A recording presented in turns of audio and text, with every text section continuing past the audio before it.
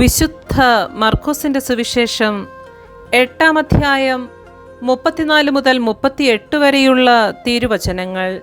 പീഡാനുഭവവും ഉത്ഥാനവും 1-ാം പ്രവചനം.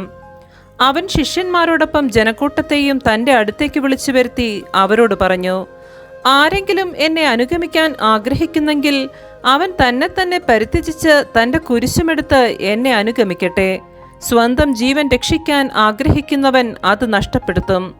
ആരെങ്കിലും എനിക്ക് വേണ്ടിയോ സുവിശേഷത്തിനു വേണ്ടിയോ സ്വന്തം ജീവൻ നഷ്ടപ്പെടുത്തിയാൽ അവൻ അതിനെ രക്ഷിക്കും. ഒരുവൻ ലോകം മുഴുവൻ നേടിയാലും തൻ്റെ ആത്മാവിനെ നഷ്ടപ്പെടുത്തിയാൽ അതുകൊണ്ട് അവൻ എന്തു പ്രയോജനം? മനുഷ്യൻ സ്വന്തം ആത്മാവിന് പകരമായി എന്തു കൊടുക്കും? പാപം നിറഞ്ഞതും അവിശ്വസ്തവുമായ ഈ തലമുറയിൽ എന്നെക്കുറിച്ചോ എൻ്റെ വചനങ്ങളെക്കുറിച്ചോ ലജ്ജിക്കുന്നവനെപ്പറ്റി മനുഷ്യപുത്രനും തൻ്റെ പിതാവിൻ്റെ മഹത്വത്തിൽ പരിശുദ്ധ ദൂതന്മാരോടുകൂടി വരുമ്പോൾ ലജ്ജിക്കും. നമ്മുടെ കർത്താവായ മിശിഹായ്ക്ക് സ്തുതി.